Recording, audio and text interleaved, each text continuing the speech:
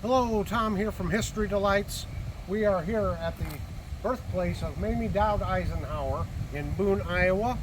And my friend Kevin behind the camera, him and I are Hello. here in town today. Say hi, Kevin. Hi, Tom. We're here in town today to visit a few sites here in what was formerly known as Boonesboro. Yes, a relative of Daniel Boone's did explore this area, and now the town is named Boone. We'll get into that a little bit later, but this is our first stopping off point. We're also here to try to find a significant grave site that I think will be of interest to you. So here we go at the Mamie Eisenhower birthplace. Mamie Geneva Dowd, the second of four daughters of Elvira Matilda Carlson and John Sheldon Dowd, was born in Boone, Iowa on November 14, 1896. The Dowds emigrated to the U.S. from England, settling first in Connecticut and later in Rome, New York. Mamie's grandfather entered the meatpacking business in the 1870s and moved his family to Chicago. By the early 1890s, Mamie's father was managing a subsidiary meatpacking enterprise in Boone, where he met and in 1894 married the daughter of Carl and Johanna Maria Carlson. Carlson, a Swedish immigrant, settled in Boone County in 1868. The following year he sent to Sweden for his wife, Johanna Maria, and his oldest son. Mamie's mother, Elvira Matilda, was born in Boone 10 years later. When Mamie was 9 months old, the Dowds moved to Cedar Rapids. By 1905, at age 36, her father was sufficiently wealthy to partially retire and moved to Colorado, first to Pueblo, then to Colorado Springs, and finally Denver. Mamie first met West Point graduate Dwight David Eisenhower in 1915 at the home of friends in Fort Sam Houston, Texas. The couple married a year later, when Mamie was 19, at the Dowd home in Denver. Ike's military service forced the couple to be frequently separated and to move often. Mamie estimated in 37 years as a military wife, she had set up house in at least 27 times. Not until the early 1950s did the Eisenhowers actually own their own home, a farm near Gettysburg. But even then they were not able to live there permanently until 1961, when Ike left the White House. In 1948, Ike retired from the Army, only to be appointed president of Columbia University, resigning after 2 years to become the Supreme Allied Commander of NATO. In 1952, Ike ran for president on the Republican ticket, winning by a landslide. In 1956, he ran for second term, once again winning by a large margin. Mamie and Ike had two sons. Dwight Dowd, called Icky, or Icky for Little Ike, was born in 1917. He died at age 3 of complications from scarlet fever. A second son, John Sheldon Dowd, was born in 1922.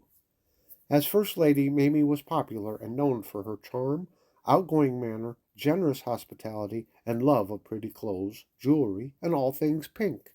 Fashion-conscious American women copied her trademark bangs, and she consistently appeared on the best dress lists. She symbolized the ideal 1950s wife and mother. In March 1968, Eisenhower suffered his third heart attack and was rushed to Walter Reed Army Medical Center, where he died a year later. Mamie survived him by 10 years, dying from complications of a stroke on November 1st, 1979, also at Walter Reed. She was buried beside her husband on the grounds of the Dwight David Eisenhower Presidential Library and Museum in Abilene, Kansas. Throughout their marriage, Mamie and Ike maintained contact with Mamie's Boone relatives, visiting them regularly, especially during Ike's presidency and after his retirement. Even as a child, Mamie returned to Boone to spend time with her mother's family. After Ike's death, Mamie continued to visit the Carlsons. Her last visit to Boone was in 1977, 2 years before she died. Mamie was the second First Lady to be born west of the Mississippi River. The first, also an Iowan, was Lou Henry Hoover, who was born in 1874 in Waterloo, Iowa. Mamie was the last First Lady to be born in the 19th century. Kevin and I were met with a tour guide, and because it was threatening to rain, she decided that we should start out back behind the house and start the tour in the carriage house. And of course, the carriage house was always located behind a house and would That's where a horse or maybe even a little bit of livestock might be stabled. And but inside this carriage house are a couple very unique cars. When stepping inside the carriage house, you're taken aback by this beautiful Chrysler Windsor sedan. It was a 1948 model, I believe, and this was a gift from Ike and Mamie to Mamie's uncle. What a classy looking car. Then, parked next to the car, was this Valiant, a 1962, and this was Mamie's car. And the tour guide told us that when Mamie would go out driving it, well, her Secret Service agent wasn't too thrilled about having her out driving around. But once again, just a beautiful car, well restored. Uh, I I believe the Valiant is running, but the Chrysler is not. But they're working on trying to get that Chrysler running again. And again, decorated around inside of the carriage house is all kinds of great memorabilia. Well, after the carriage house, we went into the main house here, and we're looking at a picture in the very first bedroom. And this the bedrooms and the house is decorated with items of the appropriate time period. They're not necessarily all of the Carlsons or the Dowds furnishings in the house, although some are. But I wanted to point out this bedpost here in the first bedroom, and you see it's a pineapple shape here. And the pineapple was meant to be a sign of welcoming. And the tour guide pointed out that that top post there could be unscrewed from the bed. So although the pineapple was a sign of welcoming, if a guest had overstayed their welcome, the host would go in and unscrew that bedpost off and remove it. And that was kind of the little hint for the guest to move along. We are now in the second bedroom, and this is the room in which Mamie was born. It's always interesting to look around in these old houses and see how they were furnished. At the foot of the bed, you can see the chamber pot, which needs no explanation.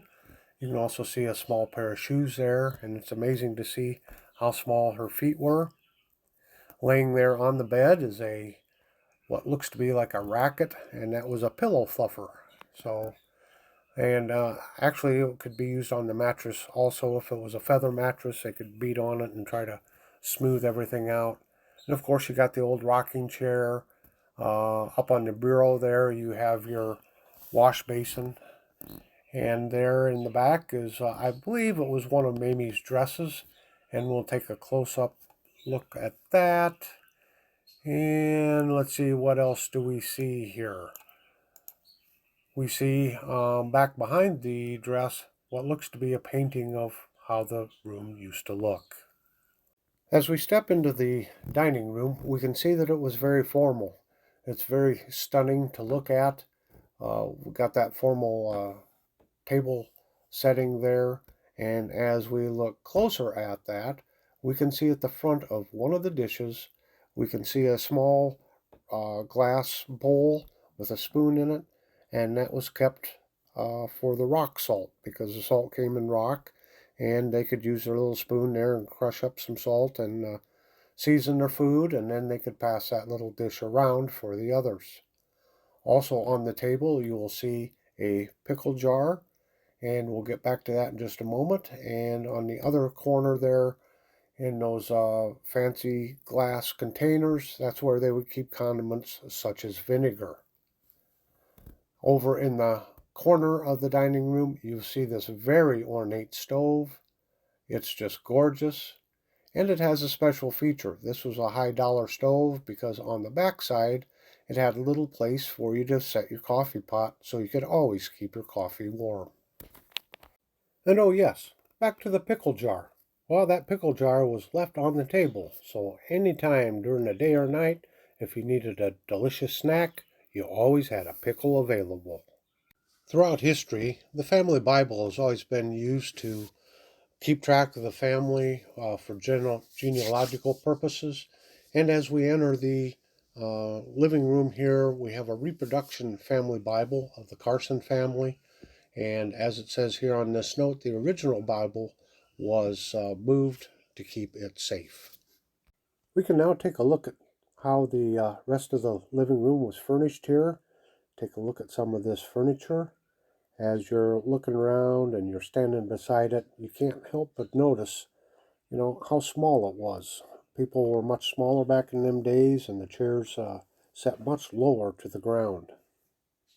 Back before the days of air conditioning, it was customary in these old houses to have two kitchens. The one kitchen would be outside of the actual house and kind of attached to it, and this is where they would do all of their cooking in the summertime because obviously it would get so hot. Then they would transfer the food to the inside, or in the wintertime start cooking in the inside kitchen. Well, here's a look at the inside kitchen. It's decorated and outfitted, kind of like what a kitchen would look like back in those days. You can see the wood stove there, and you have your counters, your kitchen cabinets, and always alongside of the stove, you're going to have your butter churn, right? Got to have some butter. And let's not forget that ice box. There's always an ice box in these houses, and you'll see laying on top of there, you'll see a pair of ice hooks. There was a sign there that's not shown here, but there was a sign that could be stuck into the window that would let the iceman know how many pounds of ice you wanted on that delivery.